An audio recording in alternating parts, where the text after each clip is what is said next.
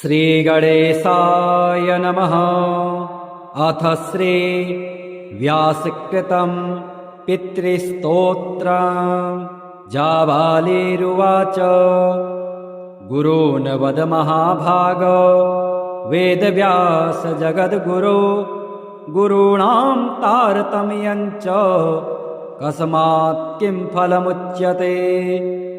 व्यास उवाच माता पिता गुरुः श्रेयान् ज्येष्ठभ्राता पितामहः श्वशुरो मातुलश्चैव तथा मातामहः स्मृतः। पितुर्ज्येष्ठः कनिष्ठश्च भ्राता ज्येष्ठा निजस्वसा पितुः स्वसा जनन्याश्च स्वसा गुरुजनः स्मृतः।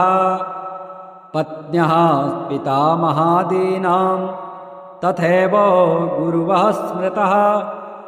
एतेषु हि पिता श्रेयान् गुरुरेव महागुरुः।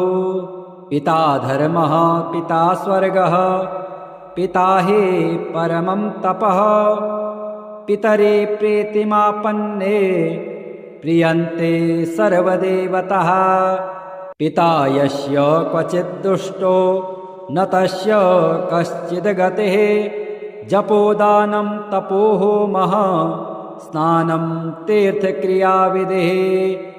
वृथैव तस्य सर्वाणि कर्माण्यानि कानिचित् करोति सर्वदेवेशं पितरं चानुतप्ययः। अनुत्तापः पितुस्तीव्रं विषं दहति यं सुतं। जपादि विफलं तत्र दग्धचित्युक्तबीजवत्। पित्रर्थे पुण्यकर्माणि कुर्यात् सर्वाणि सत्सुतः। तेनाननुमतोऽप्येवं कुर्वन्नेवावसेदते। यत्नातु पितरं यस्तु कियत्पुण्यं च कारयेत् स तत्पुण्यफलं कोटि गुणमाप्नोत्यसंशयम्। शृणु वक्ष्ये पितुः स्तोत्रम् विष्णवे ब्रह्मणोदितं। नाभे पद्मोद्भवो येन तुष्टाव पितरं सतम्। ब्रह्मोवाच ॐ नमः पित्रे जन्मदात्रे सर्वदेवमयाय च सुखदाय प्रसन्नाय सुप्रीताय महात्मने। सर्वयज्ञस्वरूपाय स्वर्गाय परमेष्टिने। सर्वतीर्थावलोकाय करुणासागराय च नमः। सदासुतोषाय शिवरूपाय ते नमः। सदापराधक्षमिणे सुखाय सुखदाय च। दुर्लभं मानुषमिदं येन लब्धं मया वपुः। संभावनीयं धर्मार्थे तस्मै पित्रे नमो नमः। तीर्थस्नानतपोहोम जपादे यस्य दर्शनं। महागुरुश्च गुरवे तस्मै पित्रे नमो नमः। यस्य प्रणामस्तवनात् कोटिशः पितृतर्पणम्।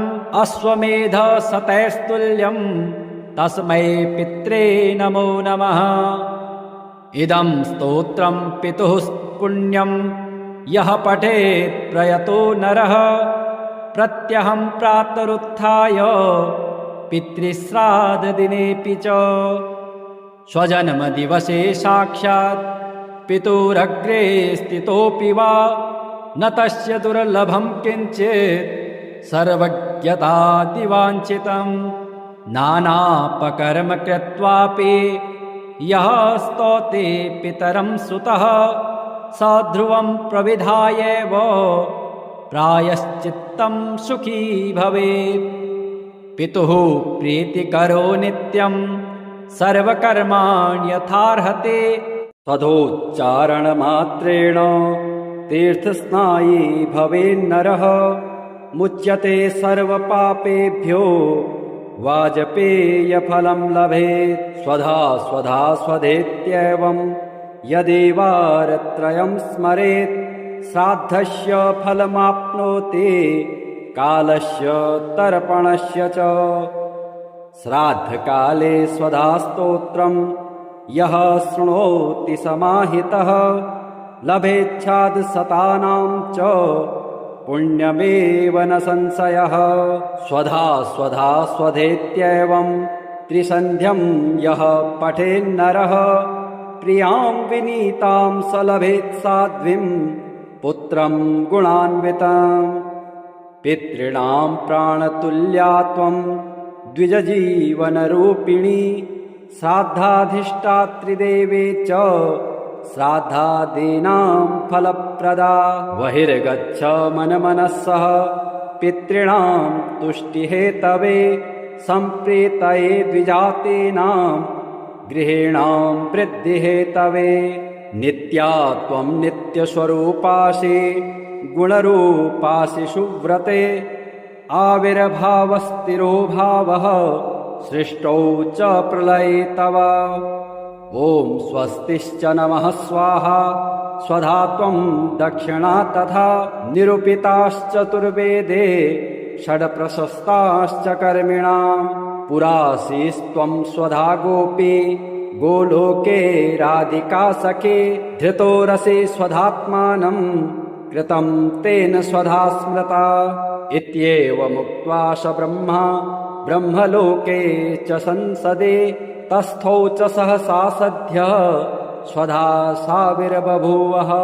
तदा पितृभ्यः प्रददौ तामेव कमलाननां तां सम्प्राप्ययुस्ते च पितरश्च प्रहर्षितः। स्वधा स्तोत्रमिदं पुण्यं यः शृणोति समाहितः स स्नातः सर्वतीर्थेषु वेदपाठफलं लभेत्। विष्णोर्जिष्णोर्वषट्कारो देवदेवो वृषाकपिः दामोदरो दीनबन्धो रादिदेवोदितेः सुतः। पुण्डरीकः परानन्दः परमात्मा परात्परः परशुधारी विश्वात्मा कृष्णः कलिमलापः। कौस्तुभोद्भासितो रश्को नरो नारायणो हरिः हरो हरप्रियः स्वामी वैकुण्ठो विश्वतोमुखः। हृषीकेशो प्रमेयात्मा वराहो धरणीधरः वामनो वेदवक्ता च वासुदेवः सनातनः। रामो विरामो विरजो रावणारे रमापतिः वैकुण्ठवासी वसुमान् धनदो धरणीधरः। धर्मेशो धरणीनाथो ध्येयो धर्मभृतां वरः सहस्रशीर्षा पुरुषः सहस्राक्षः सहस्रपात्। सर्वगः सर्ववित्सर्वः शरण्यः साधुवल्लभः कौसल्यानन्दनः श्रीमान् रक्षः कुलविनाशकः। जगत्कर्ता जगद्धर्ता जगज्जेता जनार्तिः जानकी वल्लभो देवो जयरूपो जलेश्वरः। क्षीराब्धिवासी क्षीराब्धे तनया वल्लभस्तथा शेषशायी पन्नगारे वाहनो विष्टरस्रवाः। माधवो मधुरानाथो मोहदो मोहनासनः दैत्यारिः पुण्डरीकाक्षो यच्युतो मधुसूदनः। सोमसूर्याग्निनयनो नृसिंहो भक्तवत्सलः नित्यो निरामयः शुद्धो नरदेवो जगत्प्रभुः। हयग्रीवो जितरिपो रूपेन्द्रो रुक्मिणीपतिः सर्वदेवमयः श्रीशः सर्वाधारः सनातनः। साम्यः सौम्यप्रदः सृष्टा विश्वक्सेनो जनार्दनः यशोदातनयो योगे योगशास्त्रपरायणः रुद्रात्मको रुद्रमूर्तिः राघवो मधुसूदनः इति ते कथितं दिव्यं नाम्नामष्टोत्तरं शतम् सर्वपापहरं पुण्यं विष्णोर्मिततेजसः दुःखदारिद्र्यदौर्भाग्य नाशनं सुखवर्धनं सर्वसम्पत्करं सौम्यं महापातकनाशनं प्रातरुत्थाय विप्रेन्द्र पठेदेकाग्रमानसः तस्य नश्यन्ति विपदां राशयः सिद्धिमाप्नुयात्। जाबालिरुवाच गुरून् वद महाभाग वेदव्यास जगद्गुरो गुरूणां तारतम्यञ्च कस्मात् किं फलमुच्यते। व्यास उवाच माता पिता गुरुः श्रेयान् ज्येष्ठभ्राता पितामहः श्वशुरो मातुलश्चैव तथा मातामहः स्मृतः पितुर्ज्येष्ठः कनिष्ठश्च भ्राता ज्येष्ठा निजस्वसा पितुः स्वसा जनन्याश्च स्वसा गुरुजनः स्मृतः पत्न्यः पितामहादीनां तथैव गुरुवः स्मृतः एतेषु हि पिता श्रेयान् गुरुरेव महागुरुः पिता धर्मः पिता स्वर्गः पिता हि परमं तपः पितरे प्रीतिमापन्ने प्रियन्ते सर्वदेवतः पिता यस्य क्वचित् दुष्टो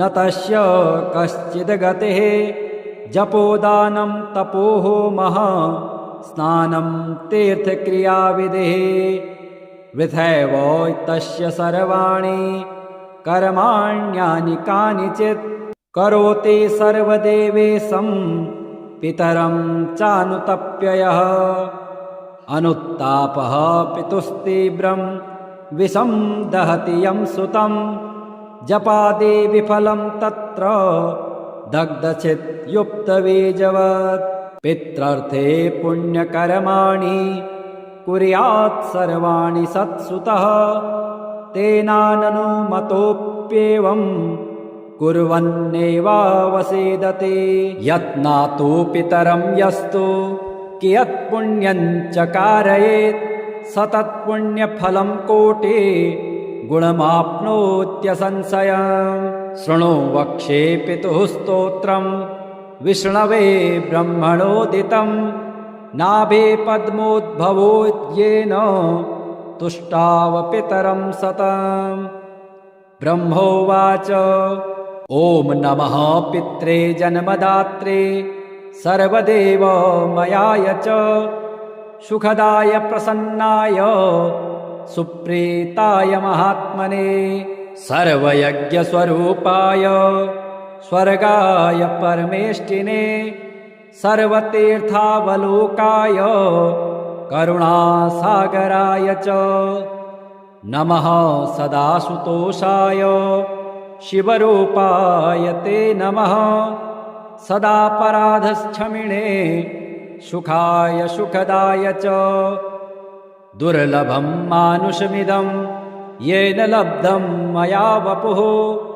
संभावनीयं धर्मार्थे तस्मै पित्रे नमो नमः तीर्थस्नानतपोहोम जपादे यस्य दर्शनं महागुरुश्च गुरुवे तस्मै पित्रे नमो नमः यस्य प्रणामस्तवनात् कोटिशः पितृतर्पणम् अश्वमेधशतैस्तुल्यं तस्मै पित्रे नमो नमः इदं स्तोत्रं पितुः पुण्यं यः पठेत् प्रयतो नरः प्रत्यहं प्रातरुत्थाय पितृश्राद्धदिनेऽपि च स्वजन्मदिवसे साक्षात् पितुरग्रे स्थितोऽपि वा न तस्य दुर्लभं किञ्चित् सर्वज्ञतादिवाञ्छितं नानापकर्म कृत्वापि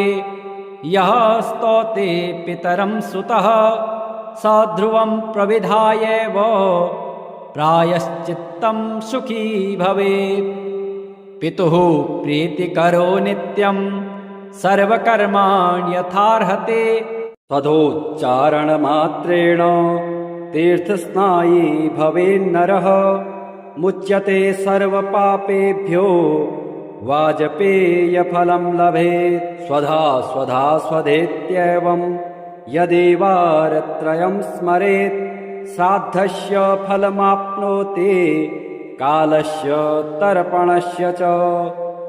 श्राद्धकाले स्वधा स्तोत्रं यः शृणोति समाहितः लभेच्छादशतानां च पुण्यमेव न संशयः।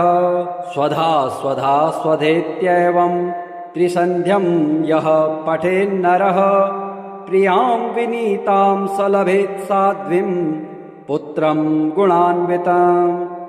पितॄणां प्राणतुल्या त्वं द्विजजीवनरूपिणी श्राद्धाधिष्ठात्रिदेवे च श्राद्धादीनां फलप्रदा। बहिर्गच्छ मनमनस्सः पितॄणां तुष्टिहेतवे सम्प्रीतये द्विजातीनां गृहीणां वृद्धिहेतवे। नित्या त्वं नित्यस्वरूपासि गुणरूपासि सुव्रते आविर्भावस्थिरो भावः सृष्टौ च प्रलये तव। ॐ स्वस्तिश्च नमः स्वाहा स्वधा त्वं दक्षिणा तथा निरूपिताश्चतुर्वेदे षड्प्रशस्ताश्च कर्मिणां। पुरासीस्त्वं स्वधा गोपी गोलोके राधिका सखे धृतो रसे स्वधात्मानं कृतं तेन स्वधा स्मृता। इत्येवमुक्त्वा स ब्रह्मा ब्रह्मलोके च संसदे तस्थौ च सहसा सद्यः स्वधा साविर्बभूवः। तदा पितृभ्यः प्रददो तामेव कमलाननां तां सम्प्राप्ययुस्ते च पितरश्च प्रहर्षितः। स्वधा स्तोत्रमिदं पुण्यं यः शृणोति समाहितः स स्नातः सर्वतीर्थेषु वेदपाठफलं लभेत्। विष्णोर्जिष्णोर्वषट्कारो देवदेवो वृषाकपिः दामोदरो दीनबन्धो रादिदेवोदितेः सुतः। पुण्डरीकः परानन्दः परमात्मा परात्परः परशुधारी विश्वात्मा कृष्णः कलिमलापः। कौस्तुभोद्भासितो रश्को नरो नारायणो हरिः हरो हरप्रियः स्वामी वैकुण्ठो विश्वतोमुखः। हृषीकेशो प्रमेयात्मा वराहो धरणीधरः वामनो वेदवक्ता च वासुदेवः सनातनः। रामो विरामो विरजो रावणारे रमापतिः वैकुण्ठवासी वसुमान् धनदो धरणीधरः। धर्मेशो धरणीनाथो ध्येयो धर्मभृतां वरः सहस्रशीर्षा पुरुषः सहस्राक्षः सहस्रपात्। सर्वगः सर्ववित्सर्वः शरण्यः साधुवल्लभः कौसल्यानन्दनः श्रीमान् रक्षः कुलविनाशकः। जगत्कर्ता जगद्धर्ता जगज्जेता जनार्तिः जानकीवल्लभो देवो जयरूपो जलेश्वरः। क्षीराब्धिवासी क्षीराब्धे तनया वल्लभस्तथा शेषशायी पन्नगारे वाहनो विष्टरस्रवाः।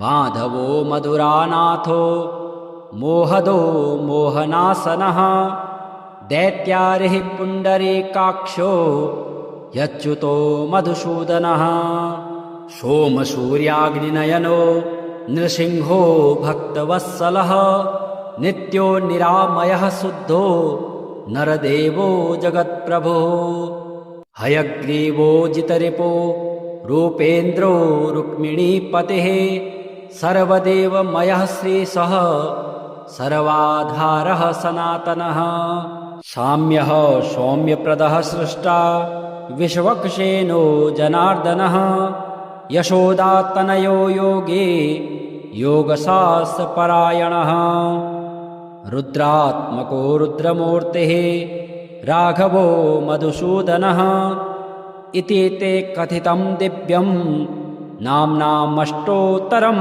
शतम् सर्वपापहरं पुण्यं विष्णोर्मिततेजसः दुःखदारिद्र्यदौर्भाग्य नाशनं सुखवर्धनं सर्वसम्पत्करं सौम्यं महापातकनाशनं प्रातरुत्थाय विप्रेन्द्र पठेदेकाग्रमानसः तस्य नश्यन्ति विपदां राशयः सिद्धिमाप्नुयात् जाबालिरुवाच गुरून् वद महाभाग वेदव्यास जगद्गुरो गुरूणां तारतम्यं च कस्मात् किं फलमुच्यते व्यास उवाच माता पिता गुरुः श्रेयान् ज्येष्ठभ्राता पितामहः श्वशुरो मातुलश्चैव तथा मातामहः स्मृतः पितुर्ज्येष्ठः कनिष्ठश्च भ्राता ज्येष्ठा निजस्वसा पितुः स्वसा जनन्याश्च स्वसा गुरुजनः स्मृतः पत्न्यः पितामहादीनां तथैव गुरुवः स्मृतः एतेषु हि पिता श्रेयान् गुरुरेव महागुरुः पिता धर्मः पिता स्वर्गः पिता हि परमं तपः पितरे प्रीतिमापन्ने प्रियन्ते सर्वदेवतः पिता यस्य क्वचित् दुष्टो न तस्य कश्चिद् गतिः जपोदानं तपोहोमः स्नानं तीर्थक्रियाविधिः वृथैव तस्य सर्वाणि कर्माण्यानि कानिचित् करोति सर्वदेवेशं पितरं चानुतप्ययः अनुत्तापः पितुस्तीव्रं विषं दहति यं सुतं जपादि विफलं तत्र दग्धचित्युक्तबीजवत् पित्रर्थे पुण्यकर्माणि कुर्यात् सर्वाणि सत्सुतः तेनाननुमतोऽप्येवं कुर्वन्नेवावसेदते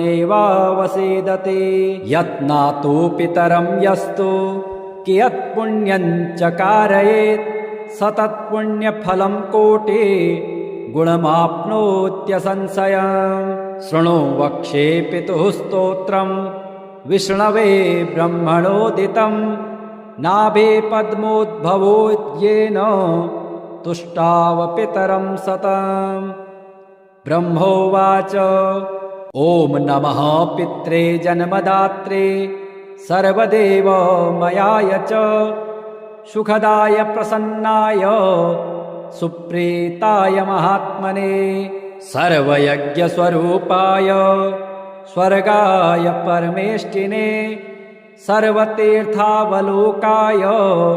करुणासागराय च नमः सदासुतोषाय शिवरूपाय ते नमः सदापराधक्षमिणे सुखाय सुखदाय च दुर्लभं मानुषमिदं येन लब्धं मया वपुः संभावनीयं धर्मार्थे तस्मै पित्रे नमो नमः तीर्थस्नानतपोहोम जपादे यस्य दर्शनं महागुरुश्च गुरवे तस्मै पित्रे नमो नमः।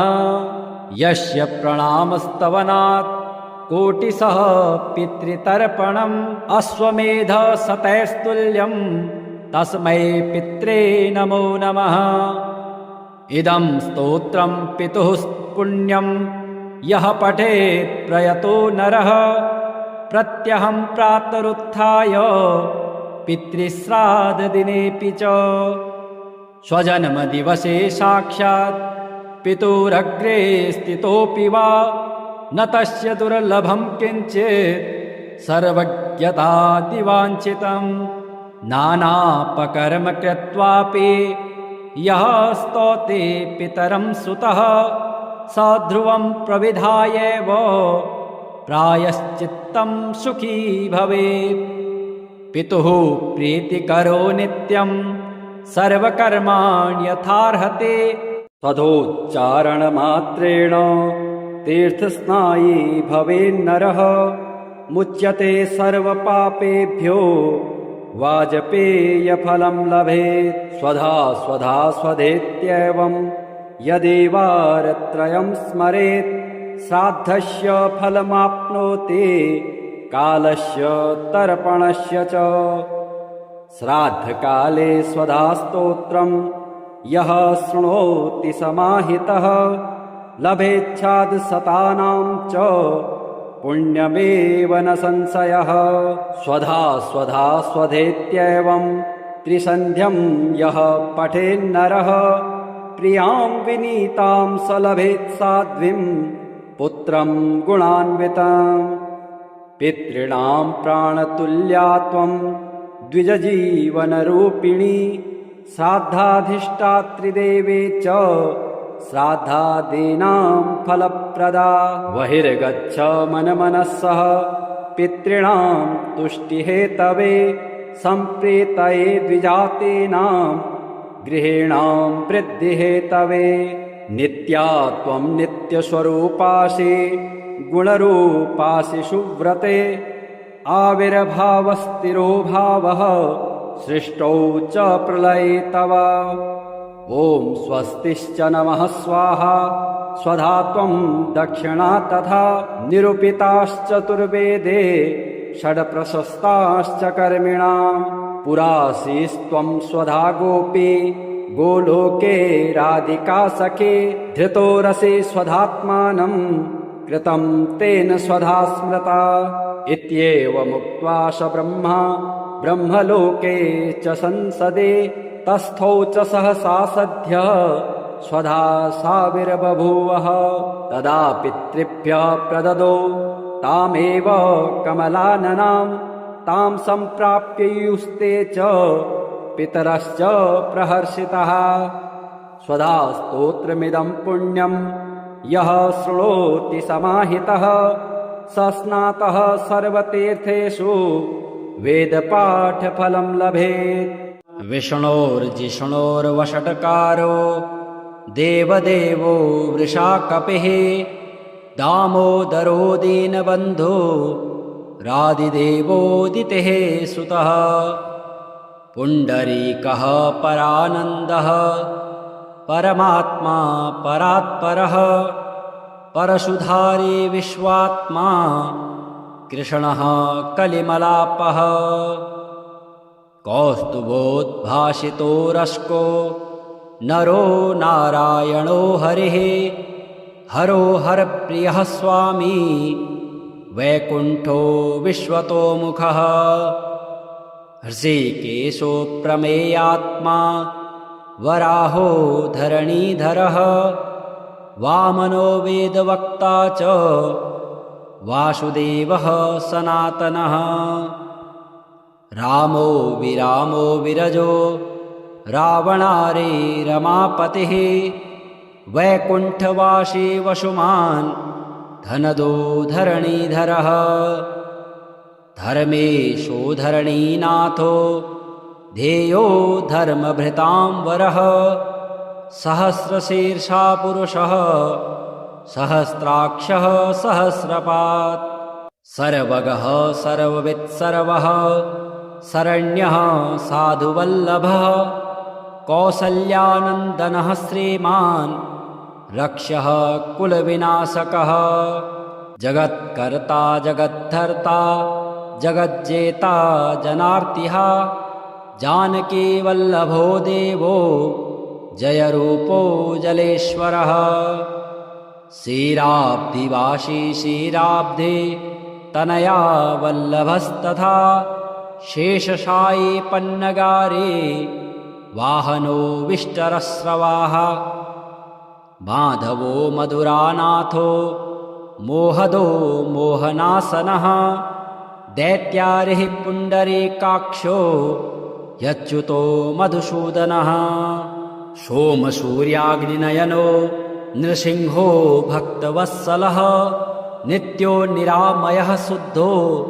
नरदेवो जगत्प्रभुः हयग्रीवो जितरिपो रूपेन्द्रो रुक्मिणीपतिः सर्वदेवमयः श्रीशः सर्वाधारः सनातनः साम्यः सौम्यप्रदः सृष्टा विश्वक्सेनो जनार्दनः यशोदातनयो योगे योगशास्त्रपरायणः रुद्रात्मको रुद्रमूर्तिः राघवो मधुसूदनः इति ते कथितं दिव्यं नाम्नामष्टोत्तरं शतम् सर्वपापहरं पुण्यं विष्णोर्मिततेजसः दुःखदारिद्र्यदौर्भाग्य नाशनं सुखवर्धनं सर्वसम्पत्करं सौम्यं महापातकनाशनं प्रातरुत्थाय विप्रेन्द्र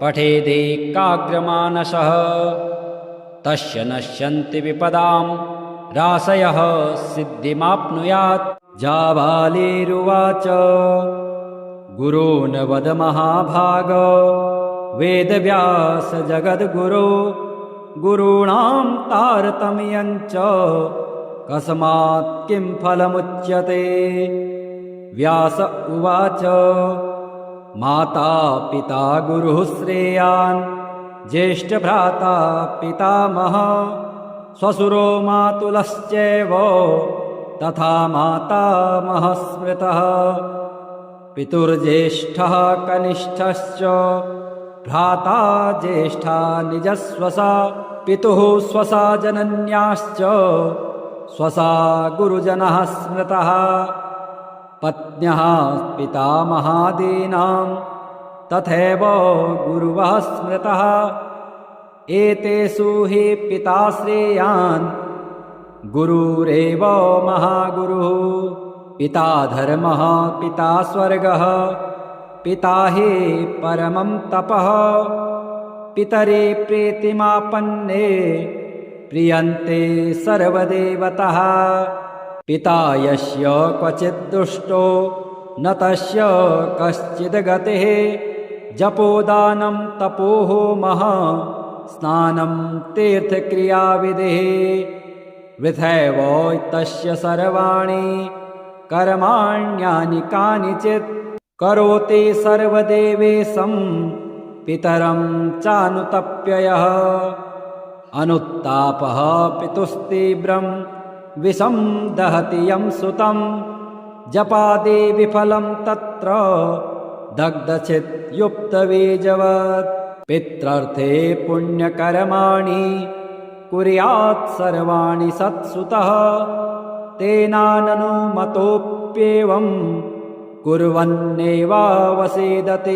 यत्नातु पितरं यस्तु कियत्पुण्यं च कारयेत् सतत्पुण्यफलं कोटि गुणमाप्नोत्यसंशयम् शृणु वक्षे पितुः स्तोत्रं विष्णवे ब्रह्मणोदितं नाभे पद्मोद्भवो येन तुष्टाव पितरं सतम् ब्रह्मोवाच ॐ नमः पित्रे जन्मदात्रे सर्वदेवमयाय च सुखदाय प्रसन्नाय सुप्रीताय महात्मने सर्वयज्ञस्वरूपाय स्वर्गाय परमेष्टिने सर्वतीर्थावलोकाय करुणासागराय च नमः सदाशुतोषाय शिवरूपाय ते नमः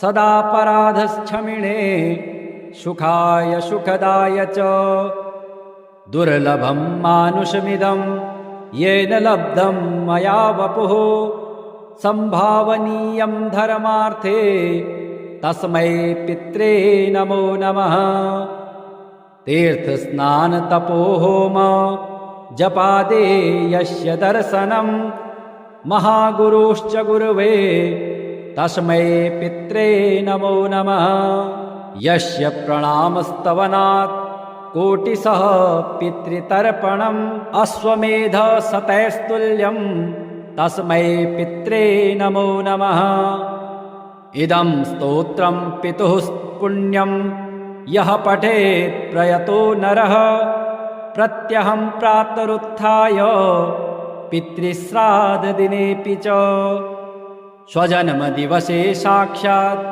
पितुरग्रे स्थितोऽपि वा न तस्य दुर्लभं किञ्चित् सर्वज्ञतादिवाञ्छितं नानापकर्म कृत्वापि यः स्तौते पितरं सुतः स ध्रुवं प्रविधायैव प्रायश्चित्तं सुखी भवेत् पितुः प्रीतिकरो नित्यं सर्वकर्माणि यथार्हते तदोच्चारणमात्रेण तीर्थस्नायी भवेन्नरः मुच्यते सर्वपापेभ्यो वाजपेयफलं लभेत् स्वधा स्वधा स्वधेत्येवं यदेवारत्रयं स्मरेत् श्राद्धस्य फलमाप्नोति कालस्य तर्पणस्य च श्राद्धकाले स्वधास्तोत्रं यः शृणोति समाहितः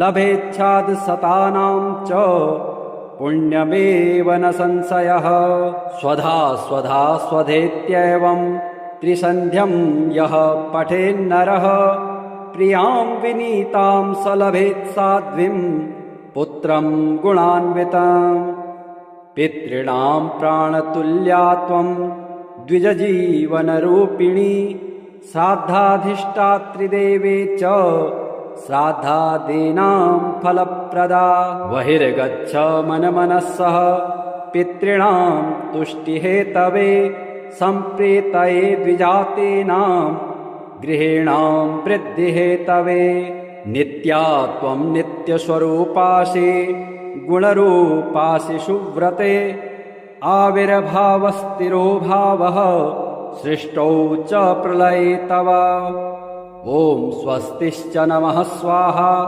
स्वधा त्वं दक्षिणा तथा निरूपिताश्चतुर्वेदे षड्प्रशस्ताश्च कर्मिणां पुरासीस्त्वं स्वधा गोपी गोलोके राधिका सखे धृतो रसे स्वधात्मानं कृतं तेन स्वधा स्मृता इत्येवमुक्त्वा स ब्रह्मा ब्रह्मलोके च संसदे तस्थौ च सहसा सद्यः स्वधा साविर्बभूवः तदा पितृभ्यः प्रददौ तामेव कमलाननां तां सम्प्राप्ययुस्ते च पितरश्च प्रहर्षितः स्वधा स्तोत्रमिदं पुण्यं यः शृणोति समाहितः स स्नातः सर्वतीर्थेषु वेदपाठफलं लभेत् विष्णोर्जिष्णोर्वषट्कारो देवदेवो वृषाकपिः दामोदरो दीनबन्धो रादिदेवोदितेः सुतः पुण्डरीकः परानन्दः परमात्मा परात्परः परशुधारी विश्वात्मा कृष्णः कलिमलापः कौस्तुभोद्भासितो रश्को नरो नारायणो हरिः हरो हरप्रियः स्वामी वैकुण्ठो विश्वतोमुखः हृषीकेशो प्रमेयात्मा वराहो धरणीधरः वामनो वेदवक्ता च वासुदेवः सनातनः रामो विरामो विरजो रावणारे रमापतिः वैकुण्ठवासी वसुमान् धनदो धरणीधरः धर्मेशो धरणीनाथो ध्येयो धर्मभृतां वरः सहस्रशीर्षा पुरुषः सहस्राक्षः सहस्रपात् सर्वगः सर्ववित्सर्वः शरण्यः साधुवल्लभः कौसल्यानन्दनः श्रीमान् रक्षः कुलविनाशकः जगत्कर्ता जगद्धर्ता जगज्जेता जनार्तिः जानकीवल्लभो देवो जयरूपो जलेश्वरः क्षीराब्धिवासी क्षीराब्धे तनया वल्लभस्तथा शेषशायी पन्नगारे वाहनो विष्टरस्रवाः माधवो मधुरानाथो मोहदो मोहनासनः दैत्यारिः पुण्डरीकाक्षो यच्युतो मधुसूदनः सोमसूर्याग्निनयनो नृसिंहो भक्तवत्सलः नित्यो निरामयः शुद्धो नरदेवो जगत्प्रभुः हयग्रीवो जितरिपो रूपेन्द्रो रुक्मिणीपतिः सर्वदेवमयः श्रीशः सर्वाधारः सनातनः साम्यः सौम्यप्रदः सृष्टा विश्वक्सेनो जनार्दनः यशोदातनयो योगे योगशास्त्रपरायणः रुद्रात्मको रुद्रमूर्तिः राघवो मधुसूदनः इति ते कथितं दिव्यं नाम्नामष्टोत्तरं शतम् सर्वपापहरं पुण्यं विष्णोर्मिततेजसः दुःखदारिद्र्यदौर्भाग्य नाशनं सुखवर्धनं सर्वसम्पत्करं सौम्यं महापातकनाशनं प्रातरुत्थाय विप्रेन्द्र पठेदेकाग्रमानसः तस्य नश्यन्ति विपदां राशयः सिद्धिमाप्नुयात्।